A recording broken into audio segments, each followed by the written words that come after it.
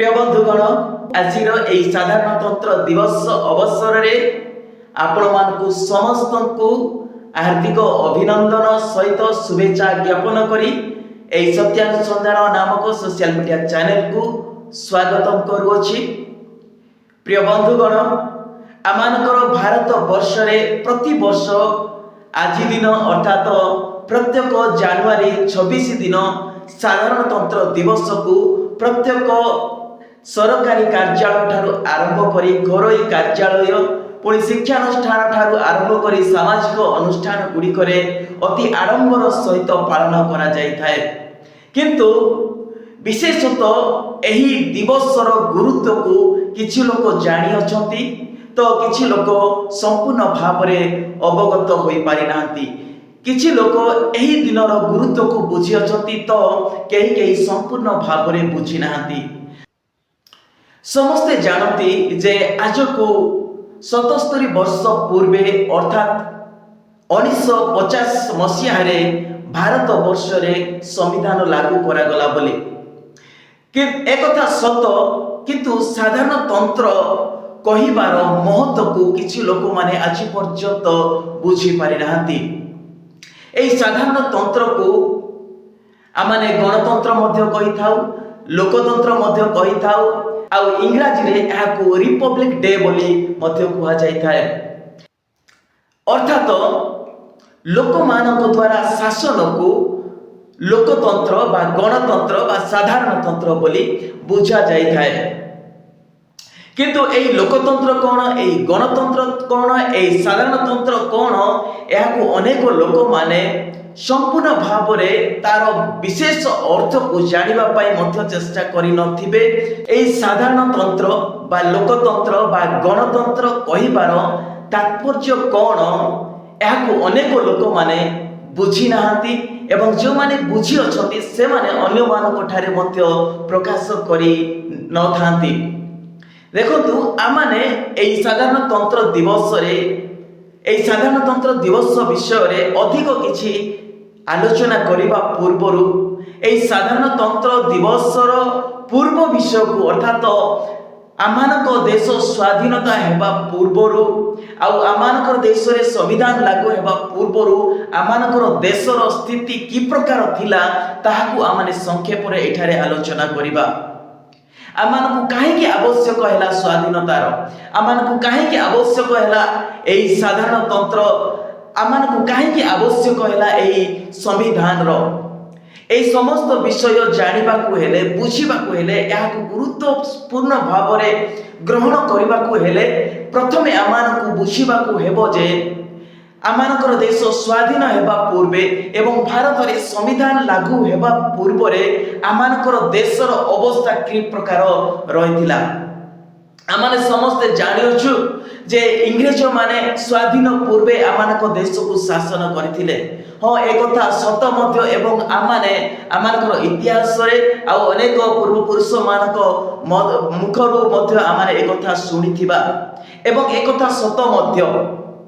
किंतु यह पूर्वरु केउ माने शासन करुथिले एवं यह पूर्वरु अर्थात ए देश इंग्रेज मानक कबल को चली जावा पूर्वरु आमानकर देशर स्थिति आउ की प्रकार रहिथिला, किए ए देश को शासन करुथिले, किपरि शासन व्यवस्था थिला, केउ माने ए देश को शासन करुथिले से विषय को मध्य आमरि जानिबा आवश्यक रहि अछि। आमानकर देश को इंग्रेज माने 16 शताब्दी रे आसिले। से 16 शताब्दी पूर्वरु आमानकर देश को अनेक राजा माने विभिन्न राज्य को गठित करी विभिन्न राजा मानक द्वारा शासन करा जाउथिला। आउ एई राजा मानक शासन पूर्वरु मध्य अनेक लोक माने अर्थात प्रभावशाली व्यक्ति माने ए देश को परिचालना करुथिले। राजा मानकर शासन समय रे एई देश रे अनेक अराजकता रहिथिला। किछि राजा माने होई पारे सचोट एवं जनसाधारण को पाई लोकप्रिय होई थाई पारंती, किंतु अनेक राजा माने थिले जो माने कि एकछत्रवाद भाव रे निजस्व इच्छा निजस्व पराक्रम रे निज बल रे से माने शासन करुथिले।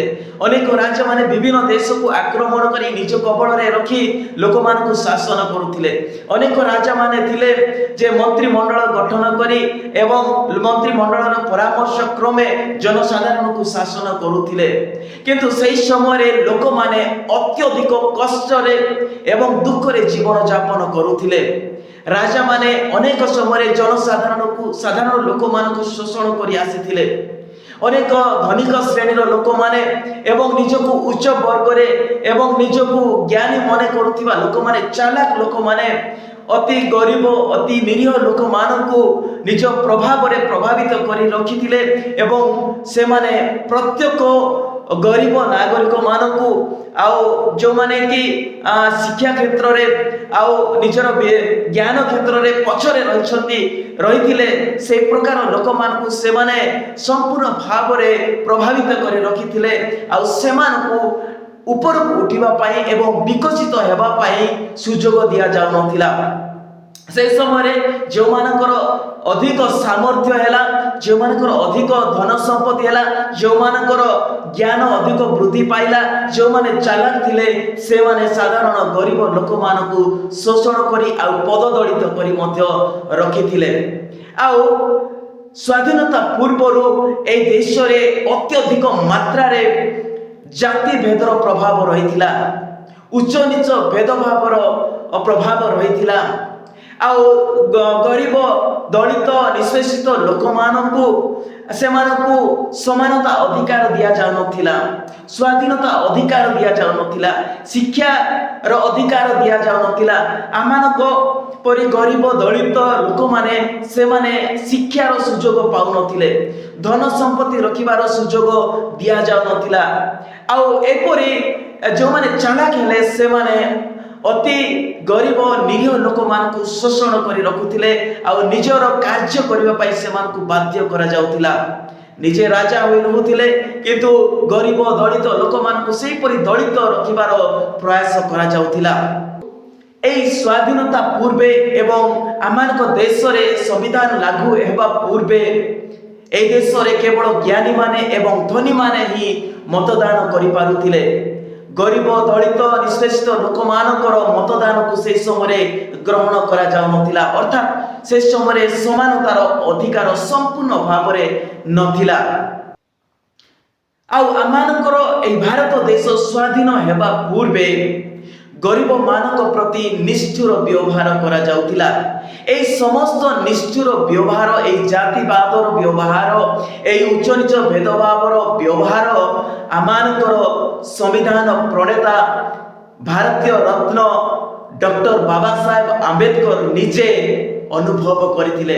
से मध्य शोषणर शिकार होइथिले। से मध्य अनेक धनी लोक मानकर आउ ज्ञानी मानकर शोषणर शिकार होइथिले। से मध्य निजे ज्ञानी थिले निजे पंडित थिले तथापि अनेक उच्च वर्गर लोक माने तांकु मध्य तिरस्कार करिले तांकु मध्य नीच वर्गर कहि तांकु मध्य शोषण करथिले प्रताड़ित करथिले तांकु मध्य परिहास करथिले। अनेक समय तांकु नीच दृष्टि रे देखि ताकु अवॉइड करि चलीथिले। एहा बाबा साहेब आंबेडकर निजे अनुभव करथिले एवं से जो ताड़ना जो कष्ट जो दुख से अनुभव करथिले तार प्रतिफल स्वरूप आज आमानकर भारतीय मानक निमते से संविधान लेखि जाई अछंती। प्रिय बंधुगण आमाने समस्ते जानु जे 1950 साल जनवरी 26 तारिख दिन आमानकर देश रे संविधान लागू हैला। सेही दिन ठारू आमानकर देश एक विराट गणतांत्रिक देश भाव रे गणना करा गला। सेही दिन ठारू जो दिन आमानक देश रे संविधान लागू हैला सेही दिन ठारू एई देशर सर्वोच्च शक्तिशाली हेले जनसाधारण। आमानकर ଦେଶରେ ଥିବା ଜନସାଧାରଣ ସର୍ବୋଚ୍ଚ ଶକ୍ତି ଭାବରେ ଗଣନା କରାଗଲେ। କିନ୍ତୁ ଏହା ପୂର୍ବରୁ ଯେଉଁମାନେ ବିକଶିତ ହେଉଥିଲେ, ଯେଉଁମାନେ ଉଚ୍ଚ ବର୍ଗରେ ଥିଲେ, ଯେଉଁମାନେ ଧନିକ ଶ୍ରେଣୀର ଥିଲେ, ଯେଉଁମାନେ ଜ୍ଞାନୀମାନ ଥିଲେ, ସେମାନଙ୍କର ପ୍ରଭାବ ରହିଥିଲା। କିନ୍ତୁ ଯେଉଁଦିନ ସମ୍ବିଧାନ ଲାଗୁ କରାଗଲା, ସେହି ଦିନଠାରୁ ପ୍ରତ୍ୟେକ ଜନସାଧାରଣଙ୍କୁ ସମାନତାର ଅଧିକାର ଦିଆଗଲା। ଉଚ୍ଚ ନିଚ ଭେଦଭାବର ସୀମାକୁ ସମାପ୍ତ କରାଗଲା।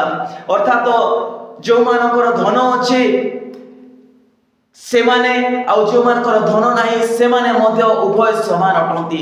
ଯେଉଁମାନେ ଜ୍ଞାନୀ ଅଟନ୍ତି ଆଉ ଯେଉଁମାନେ ମୂର୍ଖ ଅଟନ୍ତି ସେ ଉଭୟ ମଧ୍ୟ ସମାନ ଅଟନ୍ତି। ଜାତିରେ କେହି ଉଚ୍ଚ ନୁହନ୍ତି କିମ୍ବା ଜାତିରେ କେହି ନିଚ ମଧ୍ୟ ନୁହନ୍ତି। ଶିକ୍ଷାର ଅଧିକାର ସମସ୍ତଙ୍କୁ ଦିଆଗଲା। କଥା କହିବାର ଅଧିକାର ସମସ୍ତଙ୍କୁ ଦିଆଗଲା। ମତଦାନ କରିବାର ଅଧିକାର ସମସ୍ତଙ୍କୁ ଦିଆଗଲା। ଯାହାକି ଏଥି ପୂର୍ବେ କେବଳ ଧନୀମାନେ ଏବଂ ଜ୍ଞାନୀମାନେ ନିଜର ମତଦାନ କରିପାରୁଥିଲେ। ଅର୍ଥାତ ଭୋଟ ଦେବାର ଅଧିକାର ସମସ୍ତଙ୍କୁ ଦିଆଗଲା ଯେତେବେଳେ ଆମମାନଙ୍କର ଦେଶରେ ସମ୍ବିଧାନକୁ ଲାଗୁ କରାଗଲା। ତ ଆମମାନଙ୍କର ଦେଶରେ ସମ୍ବିଧାନକୁ ଲାଗୁ କରିବାର କେତେ ମହତ୍ୱପୂର୍ଣ୍ଣ ରହିଅଛି, କେତେ ଗୁରୁତ୍ୱପୂର୍ଣ୍ଣ ଅଟେ, ଏହା ଆମେ ସମସ୍ତେ ଜାଣିବା ଆବଶ୍ୟକ ରହିଅଛି। ସେହି ଦିନଠାରୁ ଲୋକମାନଙ୍କର ଶକ୍ତି କେତେ ବୃଦ୍ଧି ପ୍ରାପ୍ତ ହେଲା, ଏହା ଲୋକମାନଙ୍କୁ ଜାଣିବାର ଆବଶ୍ୟକତା ରହିଅଛି। ଆମେ ଜାଣୁ, ଅନେକ ଲୋକମାନେ ଜାଣନ୍ତି ଯେ ସାଧାରଣତନ୍ତ୍ର ଦିବସ ଅର୍ଥାତ୍ ଏକ ଛୁଟି ଦିବସ ବୋଲି। ଏହା ଛୁଟି ଦିବସ ନୁହେଁ, ମାତ୍ର ଏହା ଆମମାନଙ୍କୁ ସ୍ମରଣ କରାଏ ଆମମାନଙ୍କର ମୌଳିକ ଅଧିକାର, ଆମମାନଙ୍କର ସ୍ୱାଧୀନତାର ଅଧିକାର, ଆମମାନେ ପାଇଥିବା ସମାନତା ଅଧିକାରକୁ ଏହା ଆମମାନଙ୍କୁ ସ୍ମରଣ କରାଏ। ଏହା ଆମମାନଙ୍କର କର୍ତ୍ତବ୍ୟକୁ ସ୍ମରଣ କରାଏ। ଏହା ଆମମାନଙ୍କର ଦେଶ ପ୍ରତି ରହିଥିବା ଦାୟିତ୍ୱକୁ ମଧ୍ୟ ସ୍ମରଣ କରାଏ। ଆମେ ଜାଣୁ ଯେ ସାଧାରଣତନ୍ତ୍ର ଦିବସରେ କେବଳ ପତାକା ଉପରକୁ ଉଠାଯାଏ। ଅନେକ ଲୋକମାନଙ୍କ ଚିନ୍ତାଧାରାରେ ସେମାନେ ଜାଣିଅଛନ୍ତି ଯେ ସାଧାରଣତନ୍ତ୍ର ଦିବସରେ ଗୋଟିଏ ତ୍ରିରଙ୍ଗା ପତାକା ଅଣାଯାଏ ଏବଂ ତାହାକୁ ଗୋଟିଏ ଖୁଣ୍ଟିରେ ପୋତାଯାଏ ଏବଂ ତାହାକୁ ଉପରକୁ ଉଠାଇ ଦିଆଯାଏ। କିନ୍ତୁ କେବଳ ଆମେ ତ୍ରିରଙ୍ଗା ପତାକାକୁ ଉଠାଇବାରେ ସୀମିତ ନୁହଁ, ଆମେ ନିଶ୍ଚିତ ଭାବରେ ଆମମାନଙ୍କର ଜାତୀୟ ପତାକା ତ୍ରିରଙ୍ଗାକୁ ଆମେ ସମ୍ମାନ ଦେବା। ଏହା ଆମମାନଙ୍କର ସ୍ୱାଧୀନତାର ପ୍ରତୀକ, ଆମମାନଙ୍କର ସମାନତାର ପ୍ରତୀକ, ଆମମାନଙ୍କୁ ଅଧିକାର ଦେବାର ପ୍ରତୀକ। ଏହାକୁ ଆମେ ନିଶ୍ଚିତ ଭାବରେ ପ୍ରତ୍ୟେକ ଦିନ ସ୍ମରଣ କରିବା ଏବଂ ସମ୍ମାନ ଦେବା ଆବଶ୍ୟକ ରହିଅଛି। କିନ୍ତୁ ଏହାର ଅର୍ଥ ନୁହେଁ ଯେ ଆମେ କେବଳ ଏତିକିରେ ସୀମିତ ରହିବା।